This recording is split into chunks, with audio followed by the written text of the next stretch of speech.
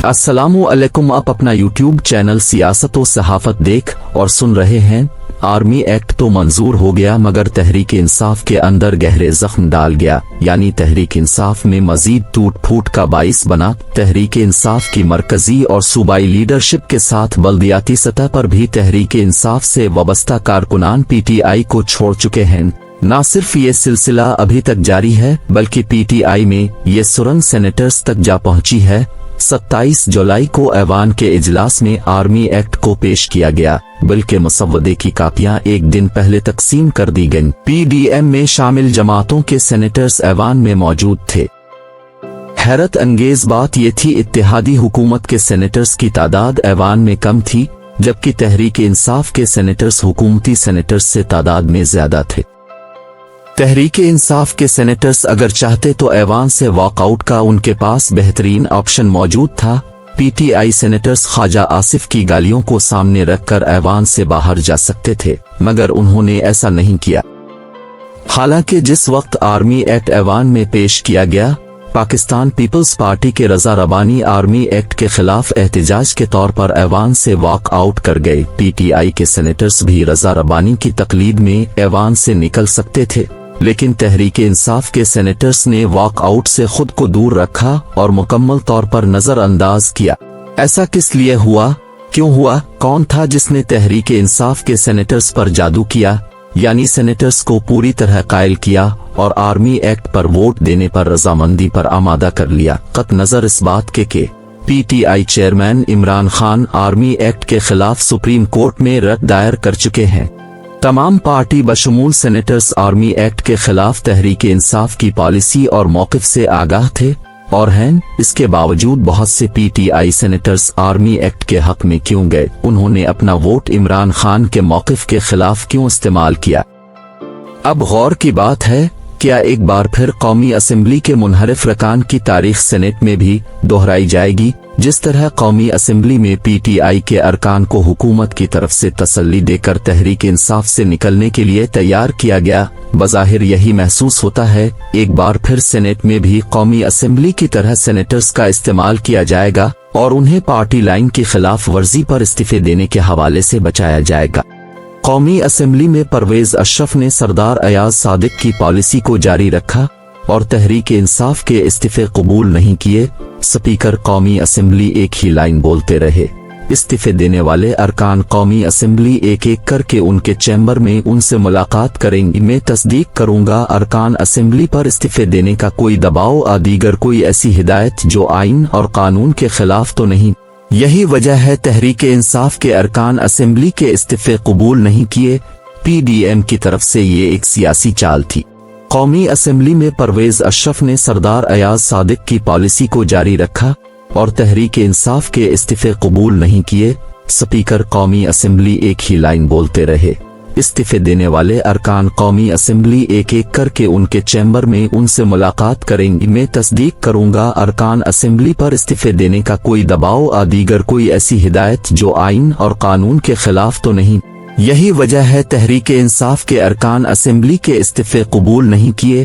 PDM की तरफ से ये एक सियासी चाल थी जिसको बरोए कार लाकर अरकान असेंबली के इस्तीफे कबूल नहीं किए गए।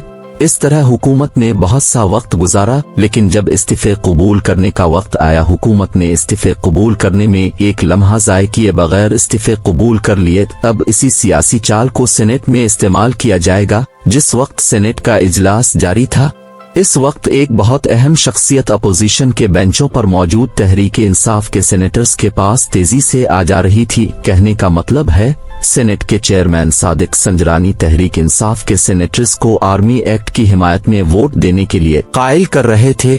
सादिक संजरानी के हवाले से सब जानते हैं, वो एस्टेब्लिशमेंट के खास बंदे हैं। तहरीक इंसाफ के दौरे हुकूमत में पीटीआई के हर सियासी इशू पर तहरीक इंसाफ की हिमायत में खड़े होते थे। यहाँ तक कि तहरीक इंसाफ के दौर में जितनी भी कानून साजी हुई, उन्होंने जरूरत पड़ने पर तहरीक इंसाफ के हक में अपना वोट इस्तेमाल किया। अब यही सादिक संजरानी ने पीटीआई के सेनेटर्स को आर्मी एक्ट के हक में वोट देने के लिए कायल किया। पीटीआई सेनेटर्स को यकीन दहानी दी गई होगी। पार्टी चेयरमैन के तरफ से सेनेटर्स के खिलाफ कार्रवाई के लिए चेयरमैन सेनेट को ही लिखा जाएगा। बतौर चेयरमैन सेनेट में आर्मी एक्ट के हक में वोट देने वाले किसी पीटीआई सेनेटर्स के खिलाफ कार्रवाई नहीं करूंगा। पीटीआई सेनेटर्स खुद को डूबने से बचाएं, क्योंकि तहरीक इंसाफ और खुद चेयरमैन पीटीआई का मुस्तकबिल सियासी तौर पर किसी हवाले से ताबनाक नहीं है। बेहतर है पीटीआई सेनेटर्स खुद को चेयरमैन इमरान खान और तहरीक इंसाफ से दूर रखें, उनके सियासी मुस्तकबिल के लिए बेहतर रहेगा। इन सब गैर सियासी हथकंडों के बावजूद चेयरमैन तहरीक इंसाफ इमरान खान ने आर्मी एक्ट के खिलाफ वोट देने वाले सेनेटर्स के खिलाफ कार्रवाई शुरू कर दी है। शिबली फराज को इस हवाले से तहरीक इंसाफ की तरफ से ड्यूटी सौंपी गई है। शिबली फराज आर्मी एक्ट के हक में वोट देने और पार्टी पॉलिसी की खिलाफ वर्जी करने वालों के खिलाफ तहकीकात करेंगे।